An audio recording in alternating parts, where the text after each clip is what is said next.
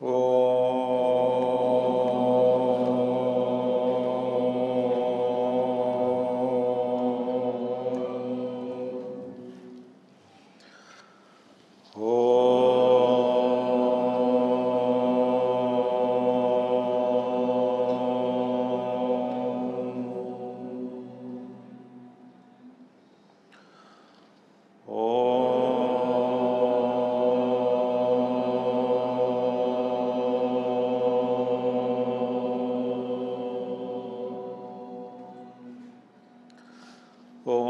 श्री गणेशाय नमः। ओम श्री सरस्वत्यै नमः। ओम श्री गुरुभ्यो नमः। ओम समस्तजनकल्याणे निरतं करुणामयं नमामि चिन्मयं देवं सद्गुरुं ब्रह्मविद्वरं सद्गुरुं ब्रह्मविद्वरम्।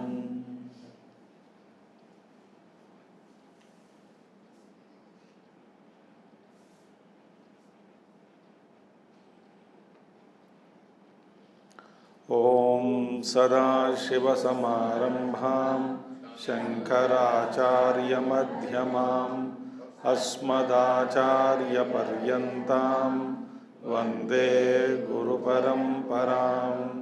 शंकरं शंकराचार्यं केशवं बादरायणं सूत्रभाष्यकृतौ वन्दे भगवन्तौ पुनः पुनः। श्रुतिस्मृतिपुराणानाम् आलयं करुणालयं नमामि भगवत्पादं शंकरं लोकशंकरम्।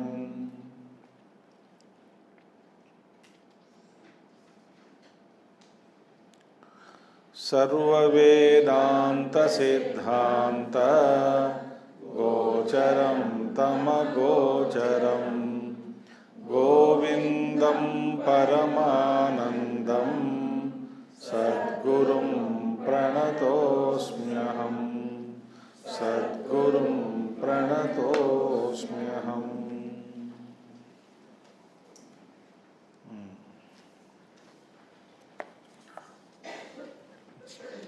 तो प्रारब्ध का प्रस्ताव चल रहा है ना? ज्ञानी का प्रारब्ध। तो ज्ञानी के लिए प्रारब्ध, ज्ञानी माने यहाँ पे दो स्तर बताया गया कि यदि ज्ञानी अपने आप को शुद्ध अहंकार के रूप में स्वीकार करता है तो उनका प्रारब्ध होता है। साक्षी चैतन्य की दृष्टि से प्रारब्ध भी नहीं है। ये है प्रस्ताव चल रहा है। तो उपाधि तादात्म्य विहीन, जिसका उपाधि के साथ तादात्म्य नहीं है,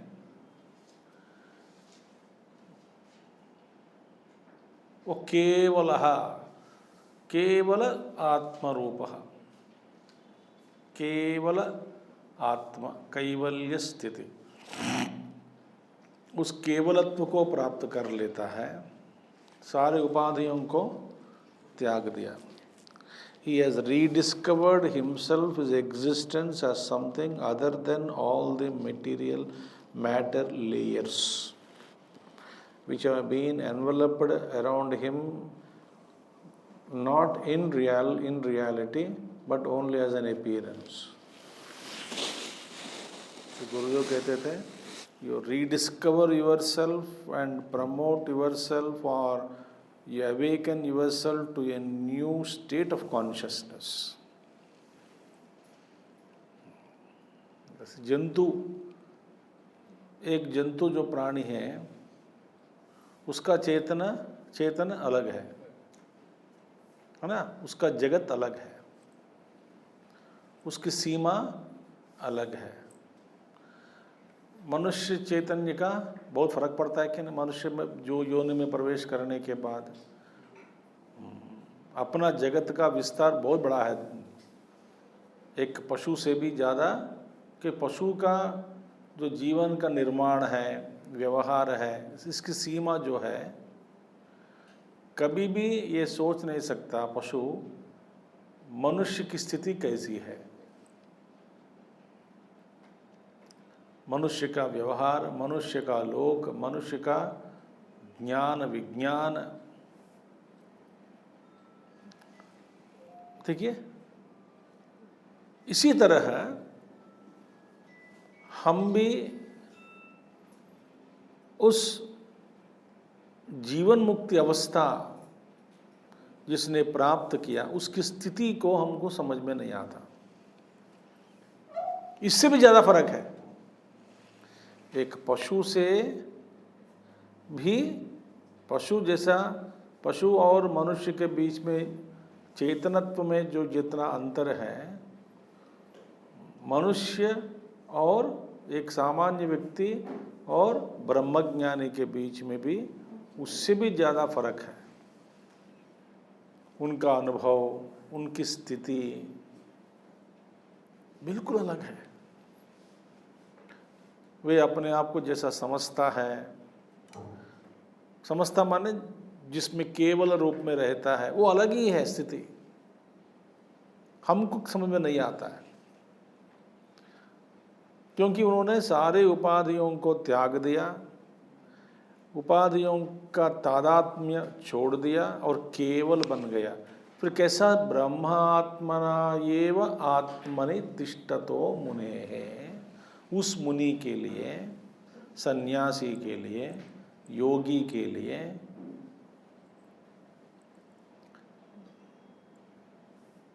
उनका अस्तित्व कैसा है, कैसा रहता है? ब्रह्मात्मना एव तिष्ठतः, मैं ब्रह्म हूँ, इस अनुभव में बैठ गया।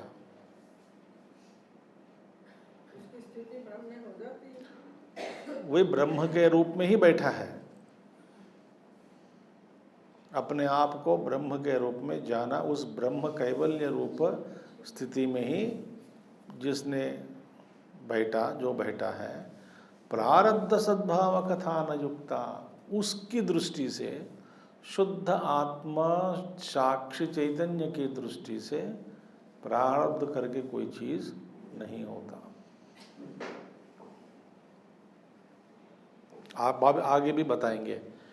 तो स्वप्नार्थ संबंध कथा इव जागृतः, जैसे जागृत पुरुष को, नींद से उठा जगा हुआ व्यक्ति को अपने स्वप्न में, स्वप्न के जो पदार्थों के साथ जैसा संबंध रहता है, क्या जैसा संबंध नहीं रहता, इसी तरह जो व्यक्ति आत्म तत्व को अनुभव कर लिया, उस स्थिति में जागृत हो गए, उनकी दृष्टि से ये सारी दुनिया के साथ स्वप्न तुल्यवत कोई संबंध नहीं रहता,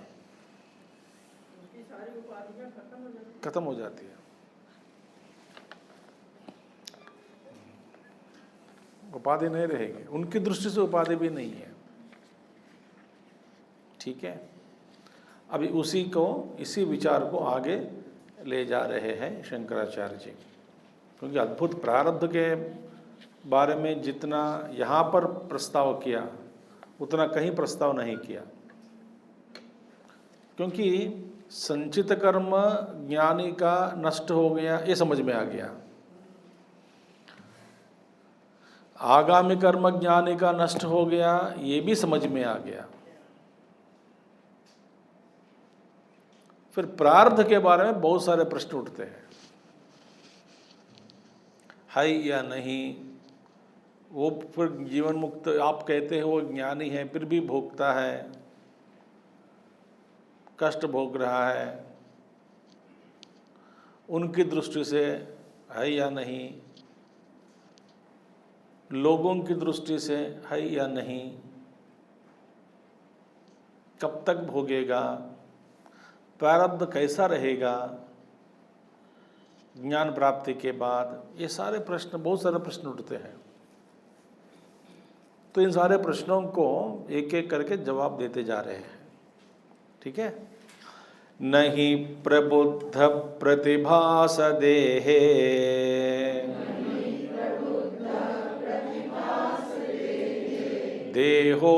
देहोपयोगिन्यपि च प्रपञ्चे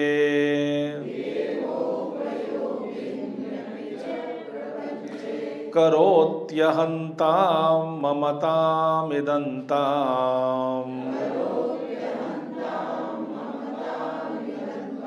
किन्तु स्वयं तिष्ठति जागरेण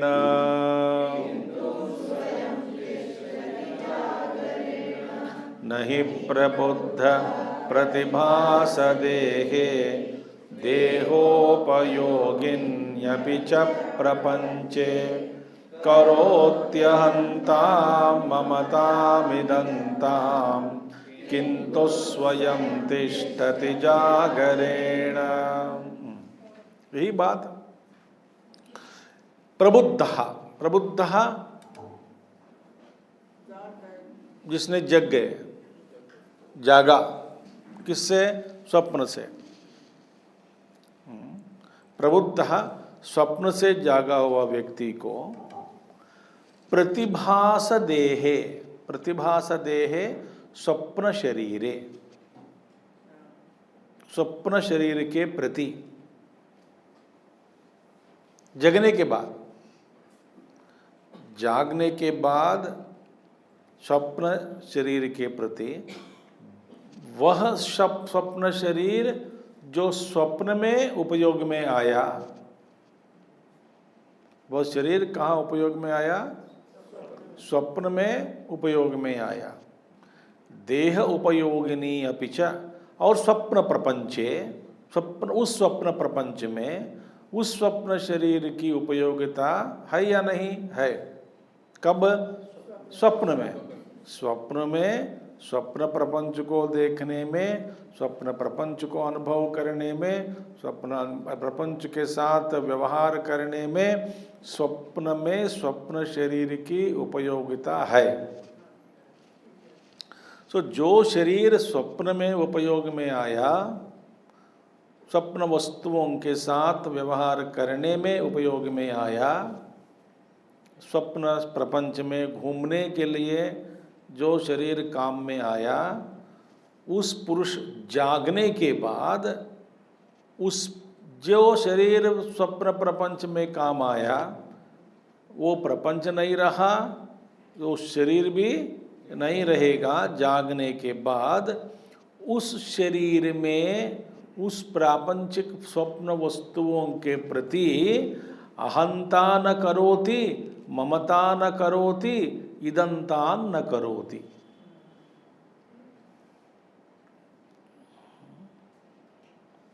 उसमें अहम बुद्धि नहीं लगाता। किसमें? स्वप्न शरीर में। ये मेरा ये शरीर था, रहा, अहम बुद्धि नहीं है। इदम बुद्धि, ममता, मम, इदम माने यह यह यह, ये बुद्धि भी नहीं रहेगी। मम बुद्धि, ये मेरा है, ये भी नहीं रहेगा। कब? जागने के बाद। इसी तरह आत्मज्ञान प्राप्त करने के बाद यह सारा जागृत अवस्था स्वप्न तुल्य हो जाएगा। फिर उस शरीर के साथ, जगत के साथ कोई किसी भी प्रकार का ममता या इदमता या नहीं तो अहम बुद्धि नहीं होगी।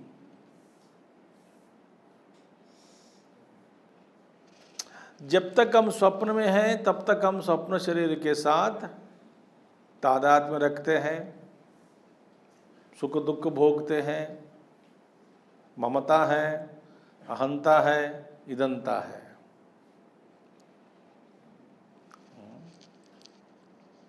जैसे कि आपके अपने जीवन में कहीं दुख है,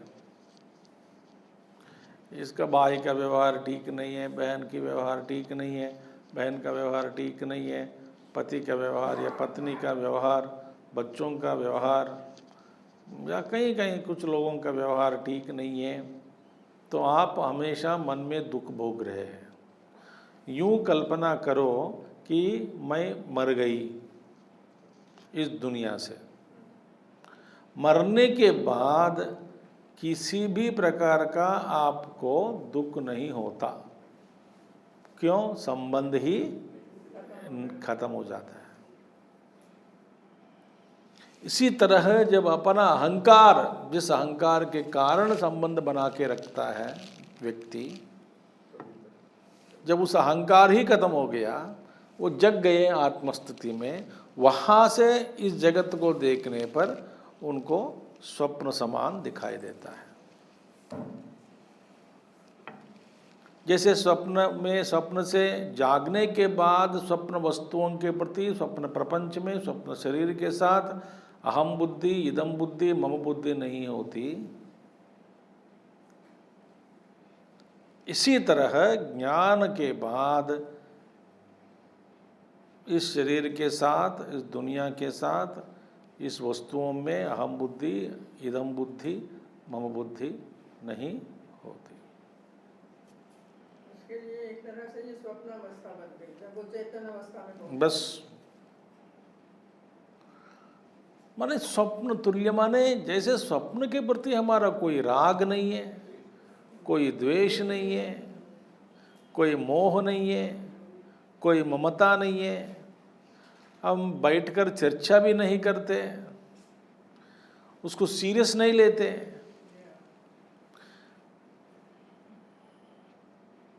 जितने भी पात्र थे स्वप्न में, स्वप्न के पात्रधारियां, वो सब मिथ्या है, काल्पिक है।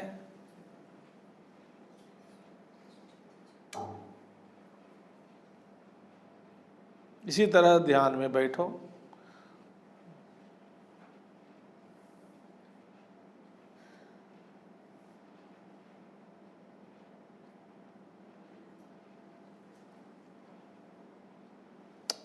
बड़ा स्वप्न है सब।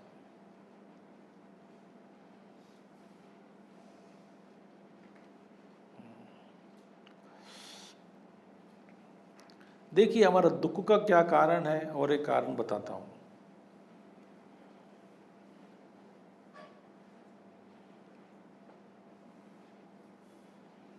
दुख का कारण यही है कि हम इस दुनिया को सच मानते हैं।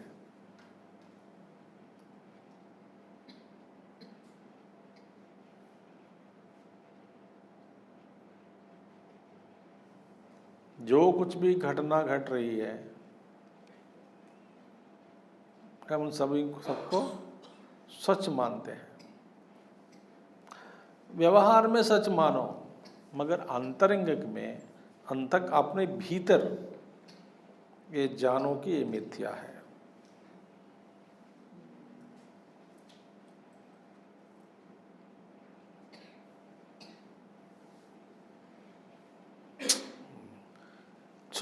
कहते हैं किंतु स्वयं तिष्ठति जागरेण, वे जागृत अवस्था में रहता है।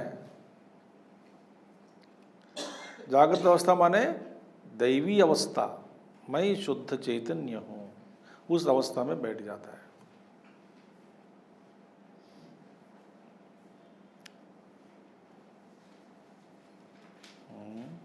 Actually, we should be inspired to know the truth.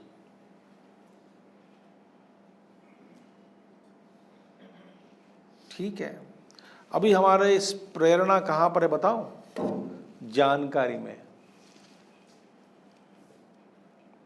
है ना।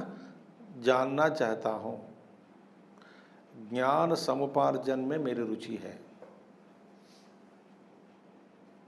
अच्छी बात है, ठीक है, मगर ये रुचि ज्ञान कर लेते लेते लेते लेते, सुनते सुनते सुनते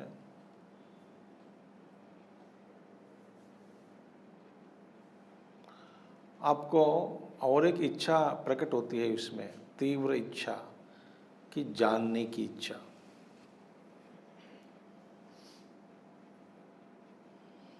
अभी हमारी इच्छा इतना तीव्र नहीं है,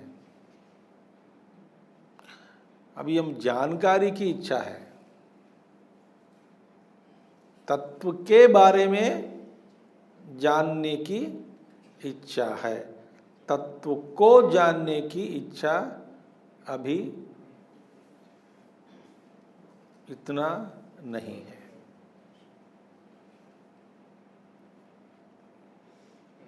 जिस दिन तत्व को जानने की इच्छा हो जाती है ना,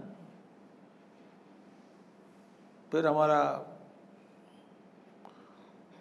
वो कब होगी इसी इच्छा? जब तक वासनाएं हैं तब तक हमारी इच्छा वो जागृत नहीं होती। जैसे बुद्ध भगवान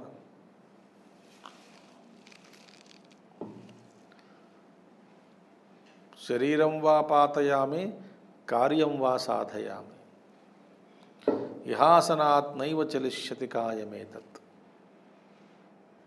वो बोध वृक्ष के नीचे बैठ गए और अपने आप में कहने लगे, मैं जब तक सत्य को नहीं जानता हूँ तब तक मैं इस आसन से उठूंगा भी नहीं।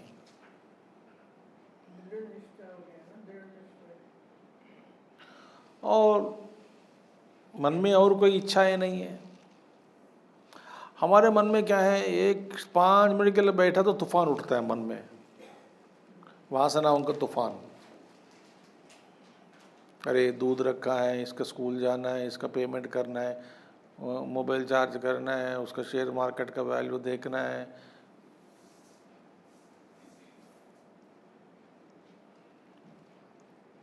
हम ये तो फंसा हुआ है, हम फंसे हैं ना। फिर कैसे छुटकारा पाए? असंग शस्त्रेण दृढ़ेण चित्वा। पहले असंग शस्त्र। असंग शस्त्र पकड़ने से क्या व्यवहार छूट जाता है? क्या नहीं छूटता? व्यवहार तो करना ही करना पड़ेगा। असंग रूपेण, असंग शस्त्र को पकड़कर व्यवहार करने से वो व्यवहार खत्म ही हो जाता है। धीरे धीरे धीरे वासनाओं की संख्या कम हो जाएगी, तब आपका अंतःकरण शुद्ध हो जाएगा। धीरे धीरे धीरे धीरे धीरे जन्म जन्म लग जाता है इसके लिए।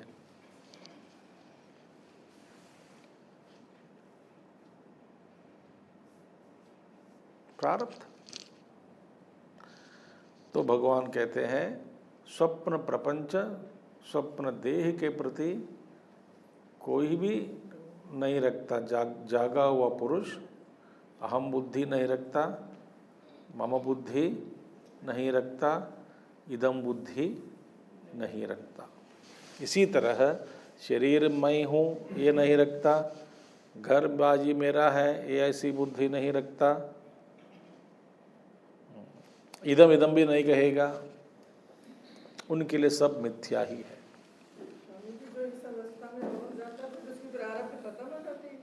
अरे अम्मा, प्रारब्ध कैसे खत्म होती है? वही हम देख रहे हैं। फिर अब पहले पहुंच गए आप। ज्ञान की दृष्टि से प्रारब्ध सच्चा, असाक्षी दृष्टि से प्रारब्ध नहीं है। वो आएंगे, अभी भी आगे आएंगे, आगे बताएंगे। न तस्य मिथ्यार्थ समर्थनेच्छा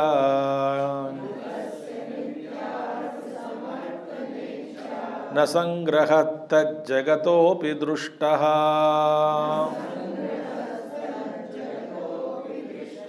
तत्रानुवृत्तिर्यदि चेन्मृषार्थे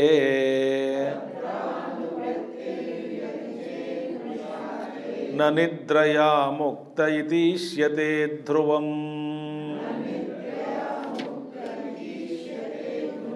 न तस्य मिथ्यार्थ समर्थनेच्छा न संग्रहत् तज्जगतोऽपि दृष्टः तत्रानुवृत्तिर्यदि चेन्मृषार्थे न निद्रया मुक्त इति इष्यते ध्रुवम्। न तस्य, तस्य जीवन मुक्तस्य, ज्ञानी मुनेः, ज्ञानी का मिथ्या अर्थ समर्थन इच्छा न भवति। माने मिथ्याभूत स्वप्न वस्तुओं का समर्थन नहीं करता है ना। समर्थन माने वे अपने आप को उस अनुभव से वस्तुओं के साथ जुड़ेगा नहीं।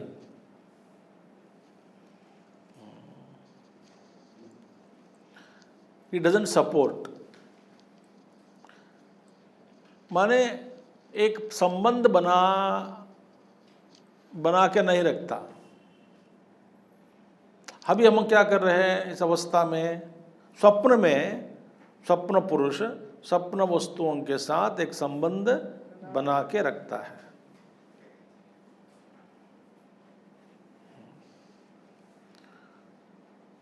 इसमें फिर मोह के कारण, ममता के कारण नाना प्रकार के दुख भोगते हैं हम।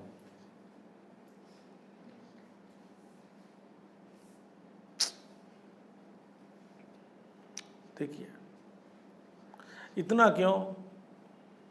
आपका बच्चा जो है वो बोलता है मैं इंजीनियर बनना चाहता हूँ, माँ बाप कहते हैं नहीं डॉक्टर बनो,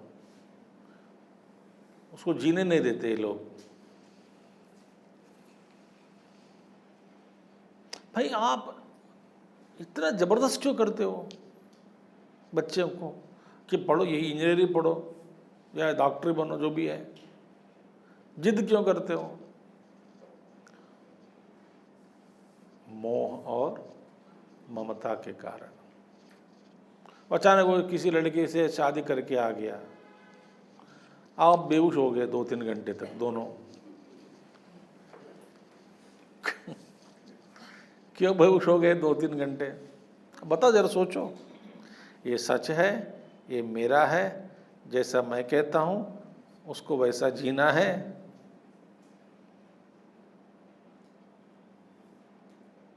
देखिए, सो वी वेहमेंटली पावरफुल्ली रिएक्ट।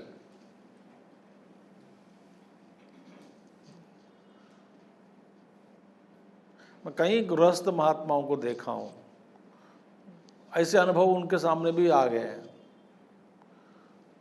वो अचंचल रहे, बोले ठीक है शादी कर लिया तो कर लिया। भाई मैं एक कहानी जानता हूँ, एक लड़की प्रेम व्यवहार, शादी भी हो चुकी है, सीक्रेट मैरिड, पिता को नहीं मालूम, बेचारा वो ढूंढ रहे हैं एलायंसेस। शादी तय हो गई, 2-3 बार मिल चुके हैं दोनों पार्टी। फिर ये लड़की बताती नहीं, वो डर रही है। वो लड़का किसी के द्वारा खबर भेजा है, वो मेरी पत्नी है।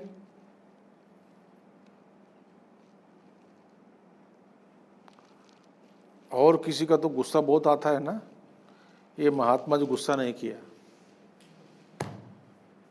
बोले बताया क्यों नहीं, तुम यहाँ तक क्यों आने दिया काम, इज्जत गया समाज में, यहाँ तक क्यों आने दिया बेटा, डर है, चलो अभी जाना चाहते हो जाओ। छोड़ दिया घर से, सूट कर लेके चले गए बाहर, ये बैठे आराम से। ऐसा कोई रह सकता क्या? वो तो रहा है अभी प्रत्यक्ष उदाहरण। और दूसरे महात्मा को मैंने देखा, शादी तय हो गई, नेक्स्ट डे शादी थी, उसको वो दुल्हन जो भी बनाया, सब अलंकार किया, पत्नी मर गई, सब सारा पैसा खर्च करके बैठा है, शादी रुक गई। ये महात्मा कुछ भी नहीं हुआ, उनको जो करना था कर लिया।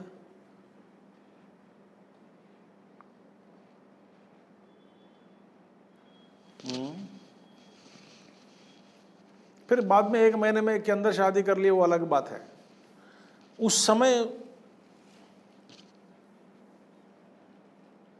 हम इतना सुनने के बाद भी हमारे जीवन में ऐसा कुछ हो जाए, ऐसे अनुभव सामने आ जाए, हम क्या करेंगे? अच्छा जो होना है होने दो।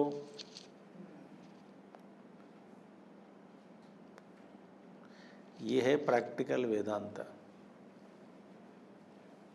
हम क्या सोचते हैं, जैसे मैं सोचता हूँ वैसे ही चलना है। फिर एक और कहता हूँ सब मिथ्या है, बाढ़ में जाओ।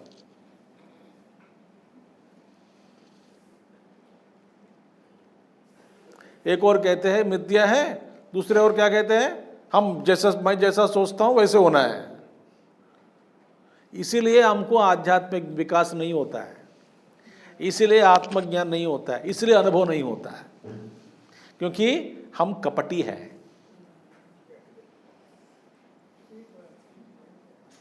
Hypocrites cannot realize the truth. We are hypocrites.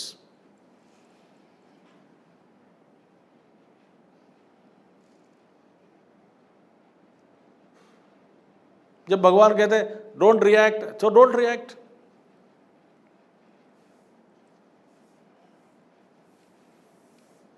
हम दूसरों को सुनाने के लिए वेदांत काम में आता है हमको।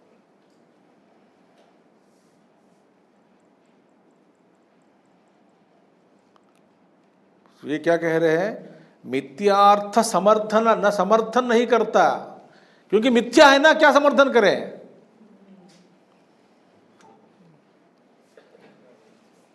न संग्रह तद जगतोपि दृष्टः, उस स्वप्न वस्तुओं को संग्रह नहीं करता, संग्रह करते हुए नहीं दिखाई देता वस्तुओं के प्रति। क्यों, मिथ्याभूत है, स्वप्न वस्तु है, स्वप्न अनुभव है।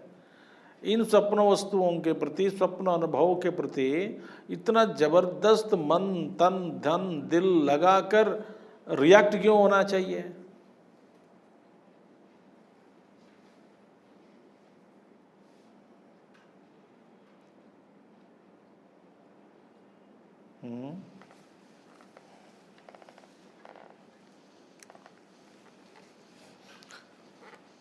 तो ये कह रहे हैं स्टॉप वेहमेंट रिएक्शंस, न समर्थन इच्छा तत्र अनुवृत्ति यदि चेत। यदि आप देखिए इन स्वप्न वस्तुओं के प्रति जागृत में जागृत स्वप्न करो, ये सारे स्वप्न, यदि कोई सोया हुआ व्यक्ति जगे नहीं और भी पूरा जगा नहीं और थोड़ा नींद में है, और नींद में उस स्वप्न जो स्वप्न देखा उन स्वप्न वस्तुओं के प्रति अनुवृत्ति है, अनुवृत्ति माने और भी पीछे पीछे भाग रहे हैं, वो भोगना चाहते हैं स्वप्न वस्तुओं को, स्वप्न वस्तुओं के साथ संबंध रखना जारी रखना चाहता है।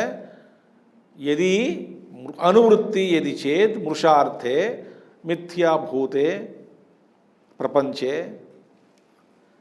इसका मतलब क्या है, न निद्रया न मुक्तः, माने नींद से उठा नहीं, बस।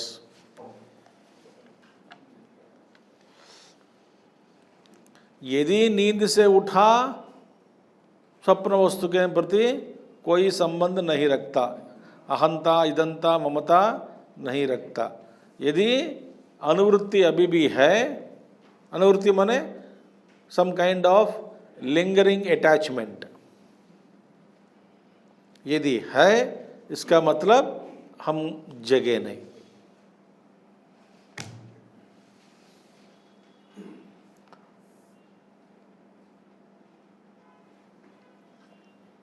इसलिए जनक महाराज जी का उदाहरण देते हैं। उनका सारा राज्य पैलेस, राजमहल भस्म होने लगा अग्नि में, वो देख रहे थे। वो किसी मुनि का एक खेल था इनकी परीक्षा लेने में।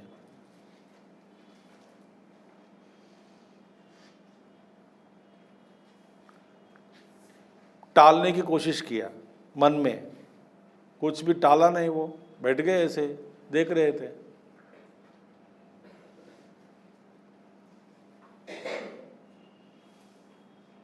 तब मान गए कि आप बड़े ज्ञानी हैं। सो ये वो समझना कि हम इतना सुनने के बाद भी हम जी नहीं पा रहे हैं, इसका मतलब हम निद्रया न मुक्तः। अभी भी नींद में ही हैं। जैसे कि नींद में कोई बच्चा खा भी लेगा और कहेगा नहीं खाया, पी भी लेगा और कहेगा नहीं पिया, गाली भी देगा और कहता मैंने नहीं किया।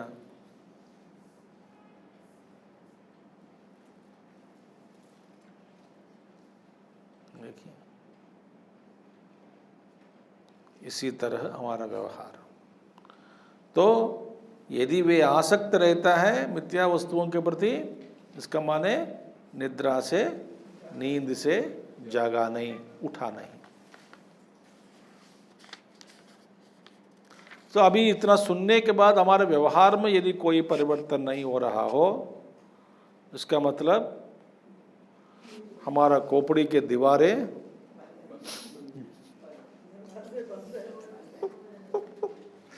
बहुत मजबूत है। इसका प्रहार करना बहुत मुश्किल हो रहा है। प्रहार करके इसका छेदन करके अंदर घुसाना नहीं।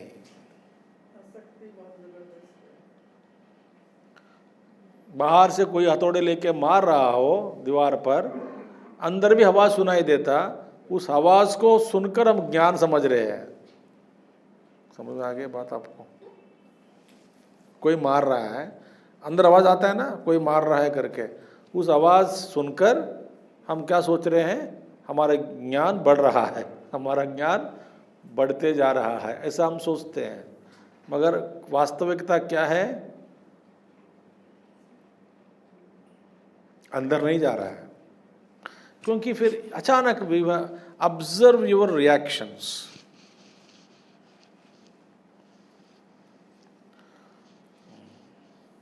रिएक्शन क्या कहते हैं हिंदी में? प्रतिचर्या, प्रतिक्रिया, वेरी वेरी संस्कृत वर्ड्स। साधारण भाषा में क्या कहते हैं? मैं नहीं बोलूंगा, ठीक है? प्रतिचर्यात्मक जीवन, प्रतिघटन, ये सब बहुत बड़ी अच्छी भाषा है, वेरी गुड। ठीक है, जो भी है। Therefore निद्रया न मुक्तः, ठीक है?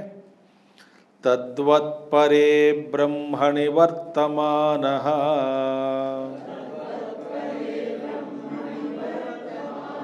सदात्मना तिष्ठति नान्यदीक्षते।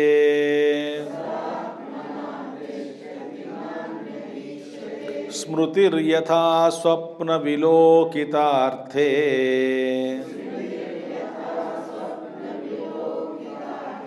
तथा विध प्राशन मोचनादौ।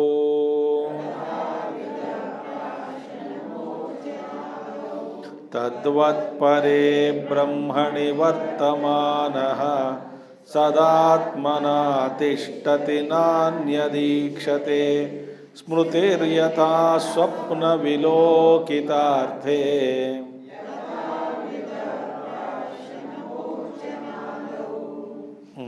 देखिए, जैसे यथा स्वप्न विलोकितार्थे स्मृति ही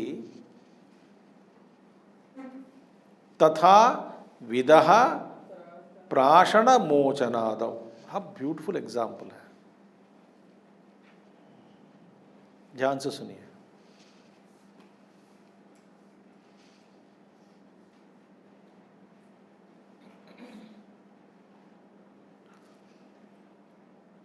स्वप्न से जगने के बाद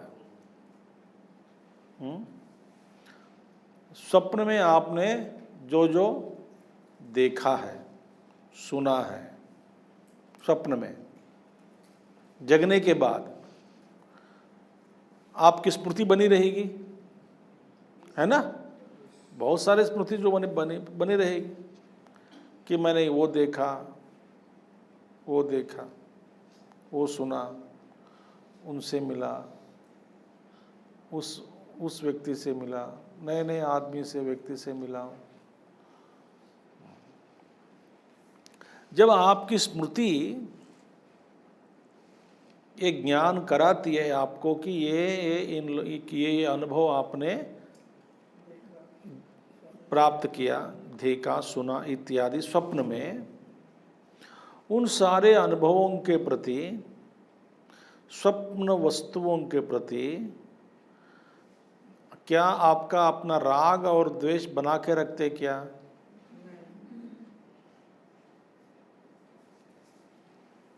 न राग है न द्वेष है, माने स्मृति है। अब देखिए, व्यवहार में जागृत अवस्था में राग द्वेष स्मृति के कारण बनता है। उसका नाम लिया, उसका नाम मत लो, मेरी कुंडली जागृत हो जाती है, उसका नाम मत लो। क्यों हुआ? उसने जो किया मैं बाद में बताऊंगा। अब बताओ न, बताने के लिए भी मेरे को कुछ पीना है, पीते पीते बता सकता हूं, अभी नहीं बताऊंगा, मेरा दिमाग पूरा खराब कर दिया। उसका नाम मत लो, बोलते हैं कि नहीं? माने हमारी स्मृति जीवन में या तो राग पैदा करती है या नहीं तो द्वेष पैदा करती है। बहुत कम है आज जिस स्मृति के कारण हम उदासीन बनते हैं। बस ज़्यादा से ज़्यादा न तो रागी बनते हैं नहीं तो द्वेष दिखाते हैं, स्मृति के आधार पर पूर्व अनुभवों को जब हम स्मरण करते हैं याद आ जाते हैं। मगर स्वप्न के प्रति अनुभवों को न राग है न द्वेष है। स्मृति में आया मगर वो स्मृति है, चला गया, याद भी रखे ना रखे, आपका उसके प्रति, उस अनुभव के प्रति भाव कैसा बनता है बताओ? शांत है ना आप, you are not analysing it. उसका उल्लेख करना, विश्लेषण करना, अभी कुछ नहीं, स्मृति है। माने स्मृति का प्रभाव वर्तमान में उस स्मृति का प्रभाव बिल्कुल नहीं है, ना कि बराबर है।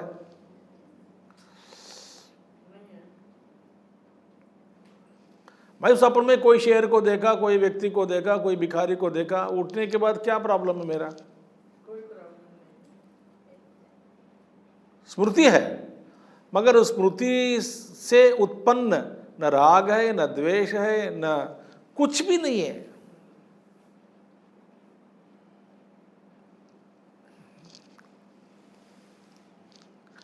तद्वत् परे ब्रह्मणि वर्तमानः।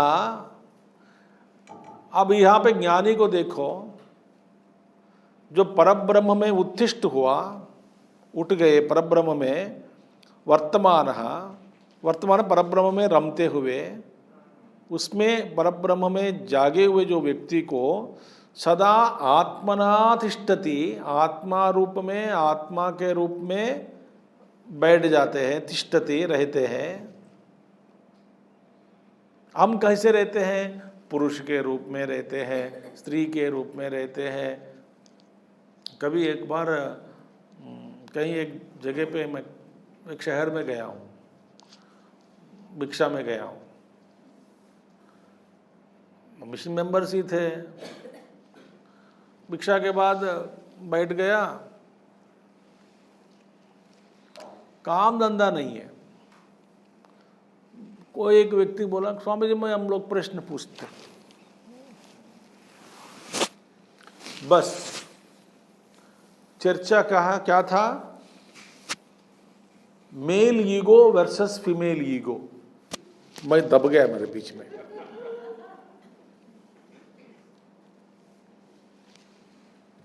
माने पहला अहंकार अहंकारी है, उसके साथ साथ पुरुष अहंकार, स्त्री अहंकार।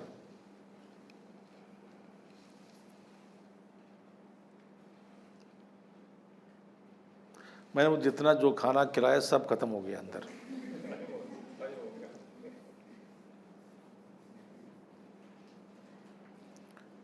पति पत्नी शुरू की है, वो कहती है पुरुष male ego is very dangerous Swami ji, male ego. वो कहते क्या फीमेल ईगो कम है क्या?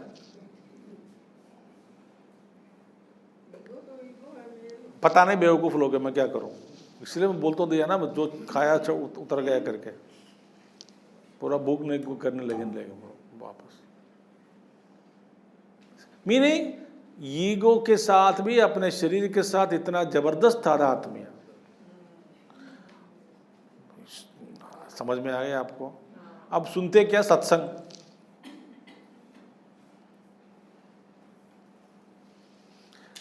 तो परे ब्रह्मणि वर्तमानः सदा आत्मना तिष्ठति, अहंकारेण न तिष्ठति, जीवात्मना न तिष्ठति, परमात्मना एव तिष्ठति।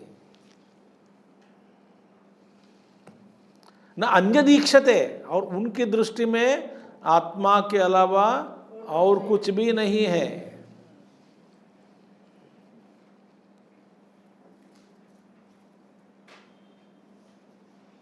ऐसे अनुभव जिसने प्राप्त किया तपस्या के द्वारा, गुरु के अनुग्रह के द्वारा, वैराग्य के द्वारा, सत्संग के द्वारा,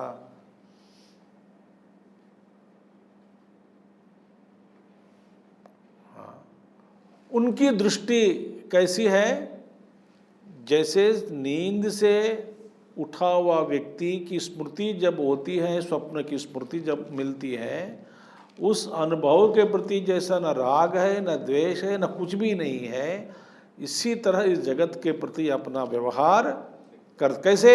उनके लिए जागृत व्यवहार, प्राशन मोचना, प्राशन माने भोजन करना, खान पान, और मोचन माने विसर्जन, उत्सर्जन माने लेना, उत्सर्जन इत्यादि भी स्मृति के रूप में ही उनको मिलती है। उसमें अपना भाव, अहंकार, कर्तृत्व कुछ भी, माने सारी क्रियाएं स्मृति के रूप में बनी रहती है, मगर उसमें न राग है न द्वेष। वो चल रहा है।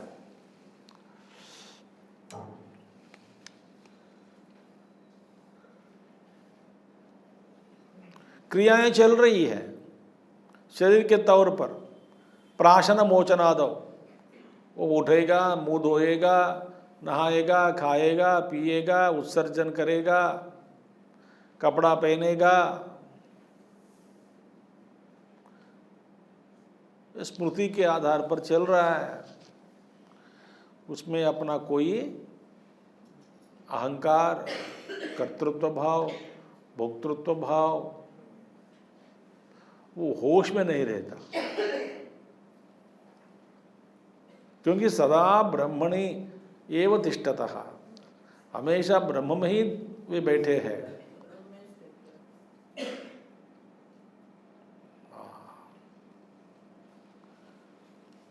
देखिए, न राग है न द्वेष है, कुछ भी नहीं।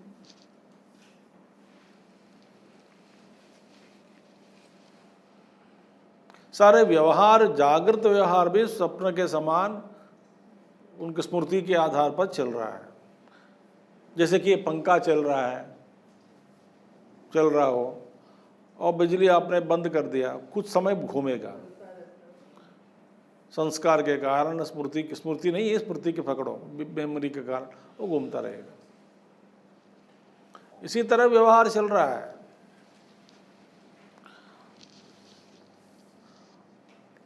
उसमें मैं बुद्धि, इदम बुद्धि, मम बुद्धि बिल्कुल नहीं है।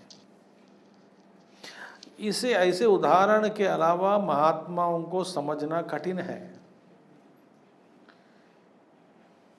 यही उदाहरण हमको सहायता देती है, ऐसे उदाहरण देते हैं सहायता समझने में। हमारा वेहमेंट रिएक्शंस,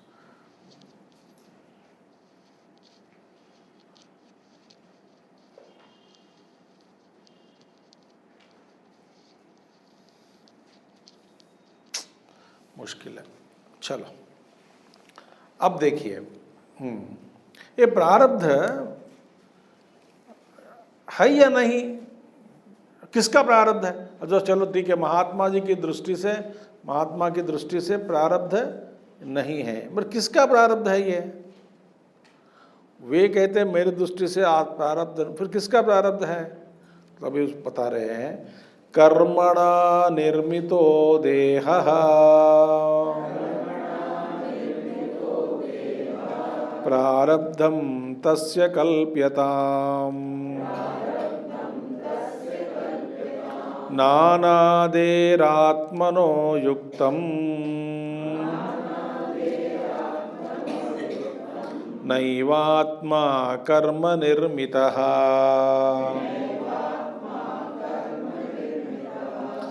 कर्मणा निर्मितो देहः प्रारब्धं तस्य कल्प्यताम् नानादेरात्मनो युक्तं नैवात्मा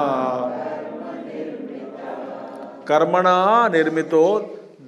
अब देखिए, कई बार कहते हैं यह शरीर पंच महाभूतों से बना है, कई बार कहते हैं हम कर्म से बनता है ना। अभी यहाँ पे क्या कह रहे हैं? कर्मणा निर्मितो देहः, यह शरीर कर्म से निर्माण हुआ। शरीर का निर्माण किससे हुआ, कैसे हुआ? कर्म के द्वारा हुआ। कर्म ही इस देह का निर्माण करता।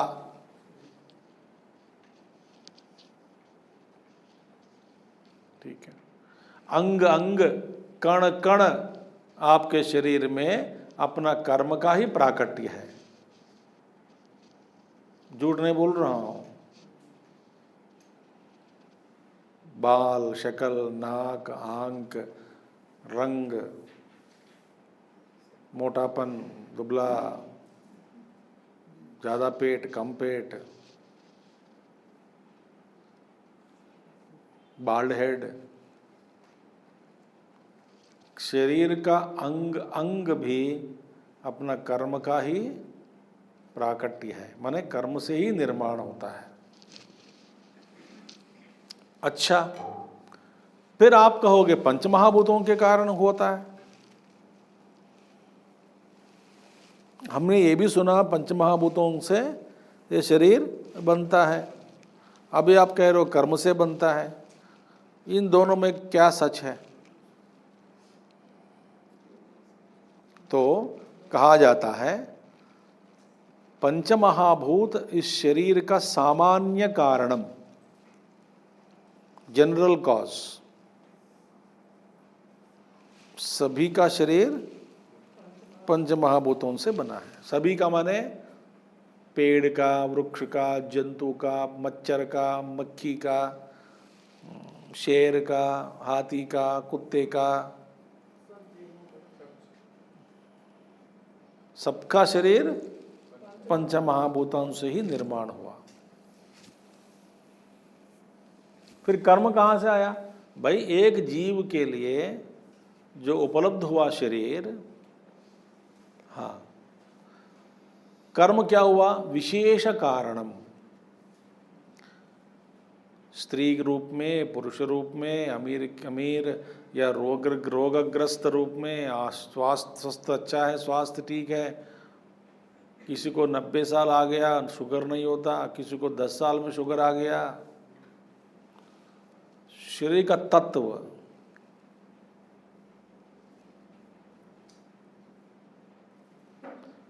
देखिए ये क्या हुआ? विशेष कारण। कर्म क्या हुआ? विशेष। सो हमारे शरीर का कारण, सामान्य कारण पंचमहाभूत है, विशेष कारण क्या है? कर्म।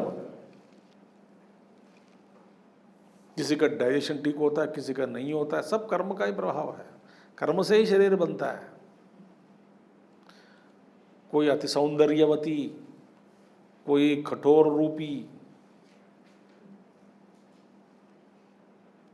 कर्म का।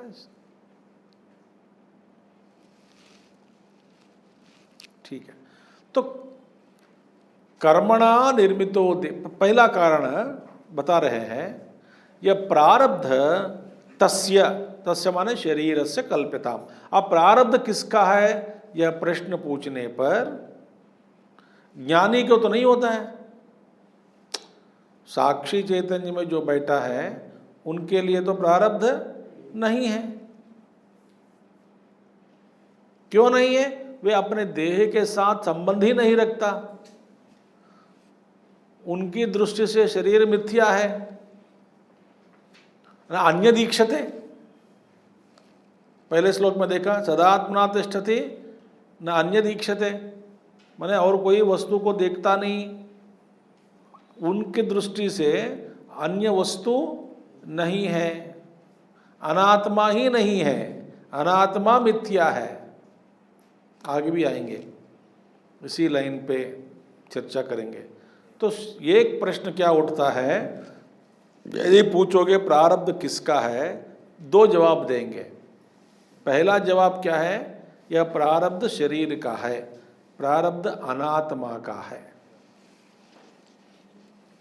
पहला जवाब क्या दिया, प्रारब्ध अनात्मा का है, शरीर अनात्मा ही है ना, तो अनात्मा का है प्रारब्ध।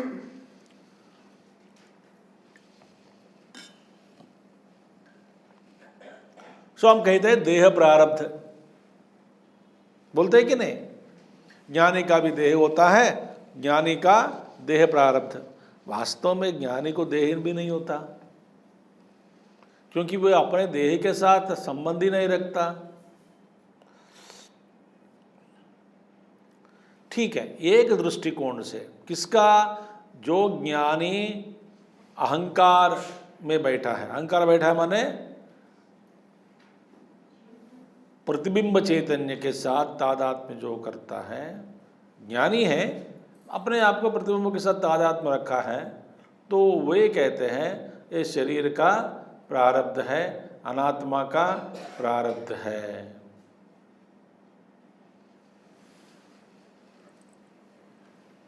ठीक है भाई, ये तो सही बात है।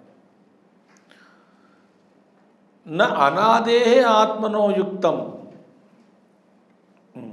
अनादि आत्मा का दूसरा क्या है, अनादि आत्मा का यह प्रारब्ध युक्त, अनादि आत्मा से यह प्रारब्ध युक्त नहीं हो सकता। माने प्रारब्ध कैन नॉट बिलोंग टू अनादि आत्मा, है ना, है ना। अनादि माने आत्मा अनादि है, उस ये प्रारब्ध शरीर का हो सकता है, होता है, अनादि आत्मा का नहीं है। देखिए, हो ही नहीं सकता। क्यों भाई, क्योंकि आत्मा नैव कर्म निर्मितः, आत्मा माने कर्म से बना नहीं आत्मा, आत्मा कर्म से परे है, शुद्ध है, अस्पर्श है, सर्वव्यापी है, शुद्ध चैतन्य रूप है। अस्पर्श अरूपम अचिंत्यम अलक्षणम।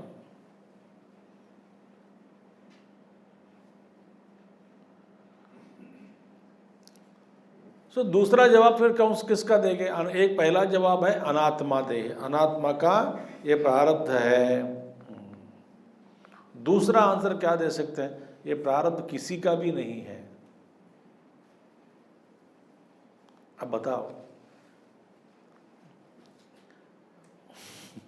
जरा सोचो आप, जब मैं कहता हूं अनात्मा का प्रारब्ध है, अनात्मा क्या है, मिथ्या है। मिथ्या माने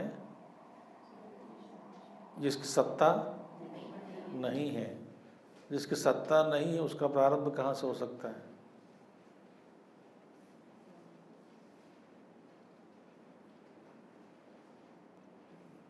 जागो भाई, सो मत।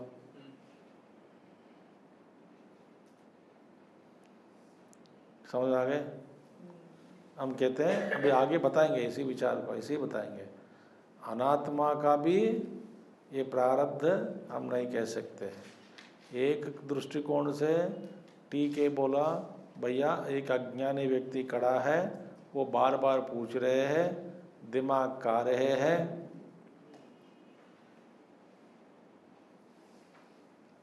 उसको समझ में नहीं आता,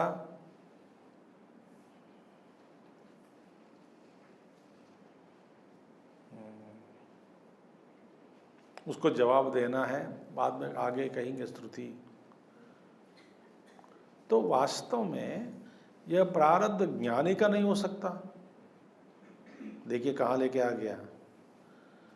पहले बताया ज्ञानी को प्रारब्ध ही बचा हुआ होता है, आगामी खत्म हो गया, संचित खत्म हो गया।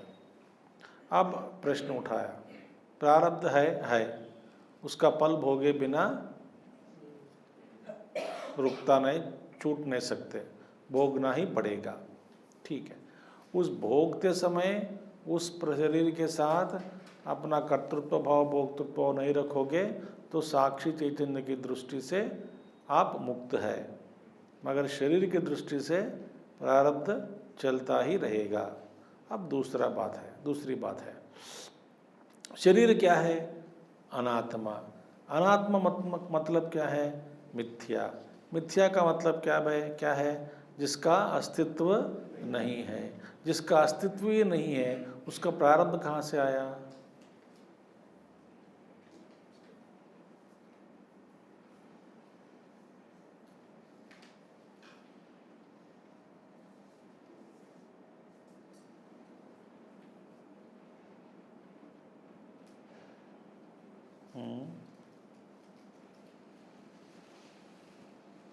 तो प्रारब्ध ही नहीं है।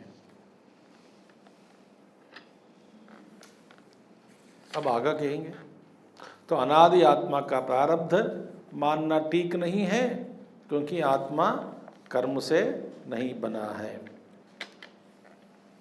अजो नित्य शाश्वत इति ब्रूते श्रुतिरमोघवाक्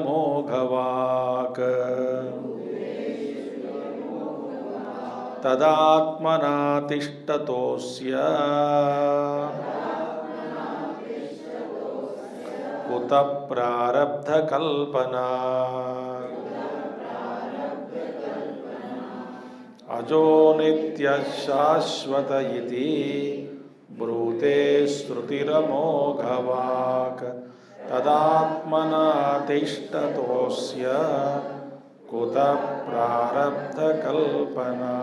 देखिए, कुतः प्रारब्ध कल्पना, ये प्रारब्ध की कल्पना कैसे कर सकते हैं? किसका प्रारब्ध है बताओ? अभी अनात्मा का प्रारब्ध नहीं हो सकता, महात्मा का प्रारब्ध नहीं हो सकता। कंफ्यूजन क्या है? धीरे धीरे धीरे अज्ञानी, जब अज्ञान अवस्था में थे हम सबको बताया गया प्रारब्ध है। शंकराचार्य जी 4-5 श्लोक सुना के आपको ज्ञानी बना दिया। ठीक है, आप पूछ रहे जरा सोचो।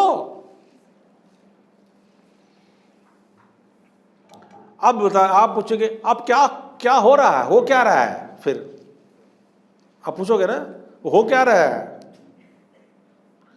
ये प्रारब्ध अनात्मा का है? बिल्कुल नहीं है। ज्ञानी का प्रारब्ध भी नहीं है। ये प्रारब्ध कुतः कल्पना, प्रारब्ध कल्पना कैसे कर सकते हैं? अब ये पूछ लीजिए, अब हो क्या रहा है?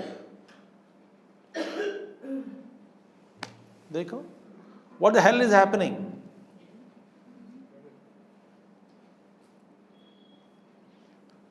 अब मैं पूछूंगा, अब आप पूछोगे कि हो क्या रह रहा है, किसको?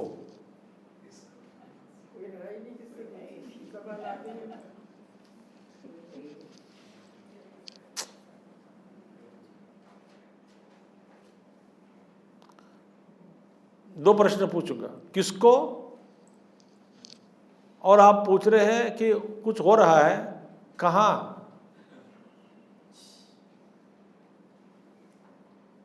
किसी की एग्जिस्टेंस ही नहीं है।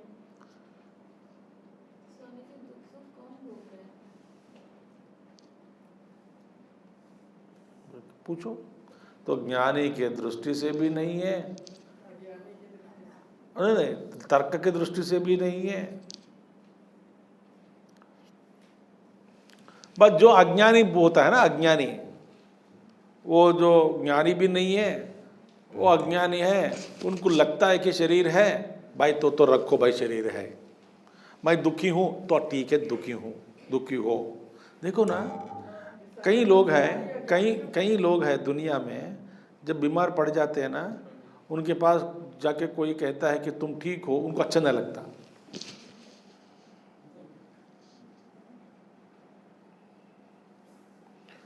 Okay you are fine, no problem, उनको दुखी हो जाए वो। आप देखे ना ऐसे लोगों को, आप भी होंगे ऐसे, कभी कभी किए होंगे नाटक, पत्नी पति के सामने, पति पत्नी के सामने।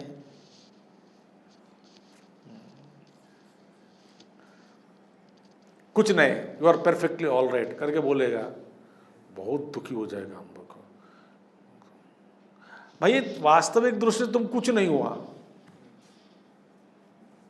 डॉक्टर भी कहेगा कि कुछ नहीं, सब ठीक है। मैं एक बार गया हूँ रिसेंटली फॉर सम स्कैनिंग, पता तो हीट, बोला आपका सर सबका पेट ठीक है, स्कैनिंग करने के बाद पेट ठीक है, एक ये सब ठीक है। मैं पूछा भाई फिर ये कि ऐसा जो जलन क्यों हो रहा है, बोले पानी ज़्यादा पियो।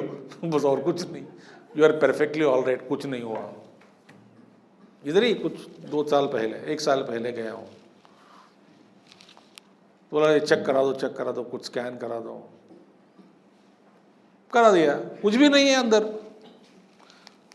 तो बच्ची बढ़िया है। फिर ऐसा सिम्टम क्यों हो रहा है, आई समथिंग फॉर्मेज, I think you must take more water. अरे मोर कितना पानी पियो, तो एक महात्मा बोला नारियल पानी पियो, बोला कि वो एक पी रहा था रोज। फिर 4 दिन के बाद महात्मा जी ने फ़ोन किया मुझे, अभी महात्मा चले गए दुनिया से इसी साल, उन्होंने फ़ोन करके पूछा कि हाँ पी रहे हो नारियल पानी, बोला स्वामी जी पी रहा हूँ, एक पी रहा हूँ। एक मर जाओगे 4 पीने से, 4 पियो, दिन में 4 पियो। पोटाशियम कुछ नहीं है, 4 पियो। बोला 4 पीने लगा, 2 दिन में ठीक हो गया, 4-5 दिन में ठीक हो गया। वो सूरज लोके लाके रखता था 4-5 नारियल, पियो पियो, पिया करो पिया करो पिया करो। बोले बहुत डांट पड़ी मुझे, क्या 4 पीने से मर जाते हो, पियो 4 पियो। माने समझ क्या है ना, अज्ञानी को उनको पसंद ही नहीं लगता कि तुम ठीक हो। कुछ लोग समझते हैं कि मैं रोगी, कोई कहता है रोगी रोगी रोगी, बहुत अच्छा लगता है।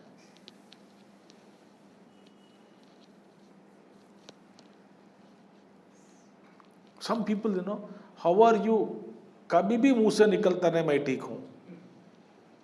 ठीक तो है, कुछ ना कुछ बोलते रहते हैं, कमर दर्द, पेट दर्द, दिल दर्द, कुछ ना कुछ दर्द बोलते हैं। इसलिए हमारे एक स्वामी जी हैं, वो कहते हैं, बोलते हैं anybody ask any question how are you, एक ही जवाब देना है, I am top of the world. खांसी है आपको, I am top on the world. लगता है आपको बुखार है, no I am top of the world. बहुत जुकाम सर्दी चल रहा है, I am top of the world.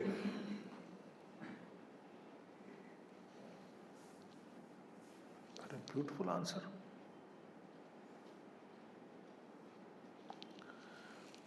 तो ये कुतः प्रारब्ध कल्पना, एक प्रारब्ध कल्पना कहां से आया, क्यों? उपनिषद श्रुति ब्रूते, श्रुति जब कहती है अमोघ वाक अचूक वाणी, अमोघ वाक, ये अमोघ वाणी है। किसमें आया है श्लोक मंत्र? कठोपनिषद। कठोपनिषद का मंत्र थोड़ा बदल के गीता में वैसे के वैसे उठा दिया व्यास जी ने। कठोपनिषद का मंत्र उठाकर गीता में रखा है। कठोर मंत्र क्या है देखिए, यहाँ पे आता है न जायते म्रियते वा विपश्चित नायम कुतश्चिन्न बभूव कश्चित, ऐसा मंत्र आता है, नायम कुतश्चिन्न बभूव कश्चित, अजो नित्य शाश्वतोयम पुराणो न हन्यते हन्यमाने शरीरे। गीता में न जायते मृजते वा कदाचित नायं भूत्वा भविता वा न भूयः अजो नित्य शाश्वतोयम पुराणो न हन्यते हन्यमाने शरीरे। गीता अद्भुत। कहते हैं यहाँ पे अजहा, बर्थलेस, जिसका जन्म नहीं है, नित्यः, शाश्वतः, इति ब्रूते श्रुति है। कौन? ये है अनबॉर्न। इसलिए एक मेडिटेशन मैंने बताया आपको, एक महात्मा जी का गाइडेड मेडिटेशन में वो ले गए थे, कहाँ? Go back to your birth, go back to your parents birth, go back to the birth of the primitive civilization of humanity. लेके गए, still go back, your consciousness witnessing the formation of earth, still go back, you are there witnessing the formation of cosmos. It was forming in front of you. You are that awareness, infinite, vast, boundaryless, one without a second.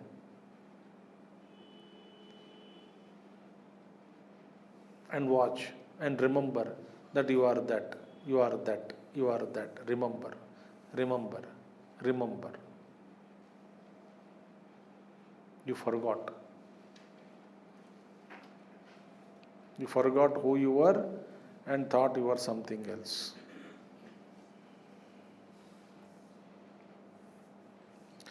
अजः नित्यः शाश्वत इति ब्रूते श्रुति अमोघ वाक् तद आत्मना तिष्ठतः, उस रूप में बैठा हुआ व्यक्ति को जिसके सामने ही सारा विश्व बना है।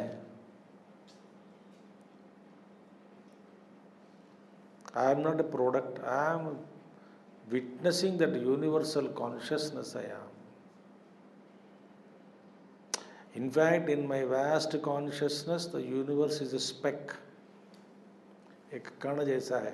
मिथ्याभूत यह विश्व मुझ में कण रूप में भास रहा है, मिथ्या दिखाई पड़ रहा है मुझ में, एक कण जैसा।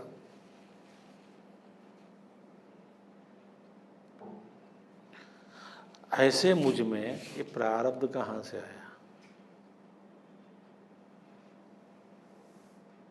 प्रारब्ध कल्पना कुतः, तो किसका प्रारब्ध है भाई? किसी का भी नहीं है।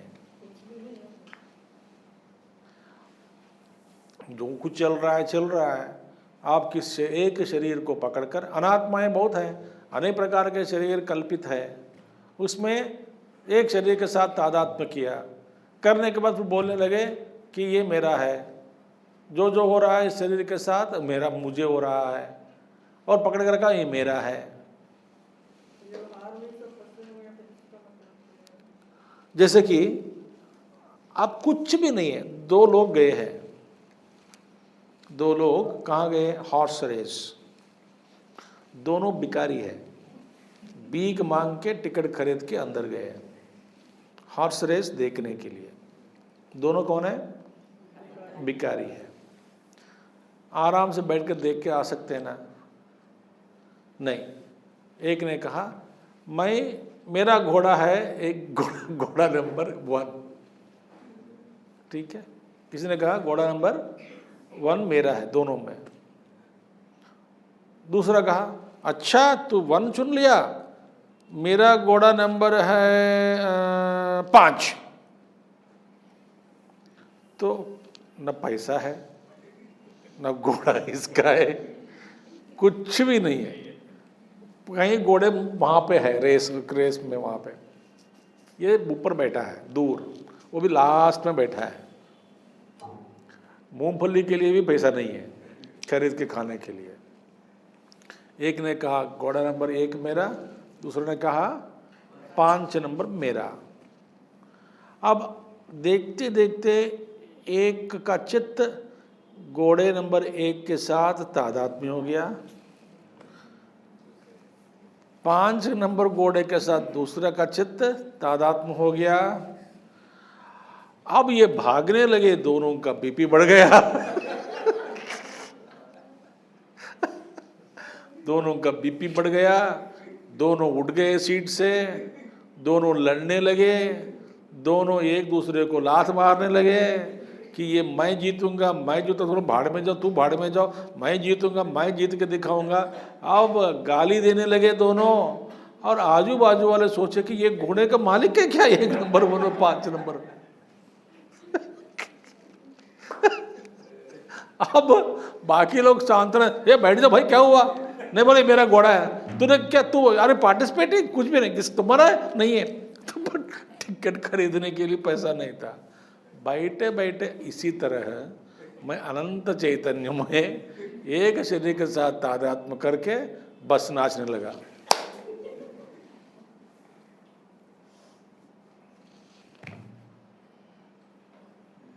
इससे ज्यादा बेवकूफी नहीं है। देखो जैसे कभी समुद्र के किनारे बैठो, तरंग उठते हैं ना समुद्र के आपके सामने, आप बोलेगा ये तरंग मेरे को छुएगा, है ना? अब गए ना सब लोग, गए कि नहीं समुद्र के किनारे, देखा सबने? अच्छा, ये तरंग कोई खड़ा है, ये तरंग मेरे पैर छुएगा, वो चूत बीच में आते थे मर गए, माने तरंग तक नहीं बना है, पैर तक। बड़े बड़े तरंगे हार जाते हैं, छोटे छोटे तरंग नहीं आते हैं। तो उसके तरंगों के साथ तादात्म्य होकर किसी ने रोने लगा कि मैं हर तरंग को सुनता हूं, कोई तरंग मेरे पास नहीं आता। क्या है भाई, सारे तरंग अपना ही समझ लो, नहीं तो कोई तरंग तुम्हारा नहीं है। किनारे खड़े हैं, आराम से देखो, तरंग उठते हुए देखो, तरंग से क्षण के लिए इसका अस्तित्व देखो, दूसरा क्षण फिर विलीन होते हुए देखो, विलय होते हुए देखो, इसका विलय भी देख लो। मगर एक तरंग के साथ तादात्म्य के कारण वे मेरे तक नहीं पहुंचा, इसलिए दुखी हो गया। ये बेवकूफ़ी है कि नहीं, बताओ, बताइए। ऐसे ही है हम, ऐसे ही है हम। ये शरीर है, जैसा चलना है चलने दो, जब छोड़ना है छोड़ना है। शरीर का प्रारब्ध है, शरीर का है, मतलब है तो है, नहीं तो नहीं। आत्मा की दृष्टि से नहीं है, अनात्मा तो है ही नहीं है। शरीर ही नहीं है तो शरीर का प्रारब्ध कहाँ से आएगा? इसीलिए कुतः प्रारब्ध कल्पना, प्रारब्ध की कर्म की कल्पना कैसे हो सकती है? फिर किसका बनता है प्रारब्ध? जो अपने आप को शरीर मानकर बैठा है उसको होता है, मगर अज्ञानी को ये प्रारब्ध होता है, ज्ञानी को नहीं होता। और भी है इसका, कल देखेंगे। ओम पूर्णमदः पूर्णमिदं पूर्णात् पूर्णमुदच्यते पूर्णस्य पूर्णमादाय पूर्णमेवावशिष्यते। ओम शांति शांति शांति। हरि ओम श्री गुरुभ्यो नमः। हरि ओम सद्गुरुनाथ महाराज की जय।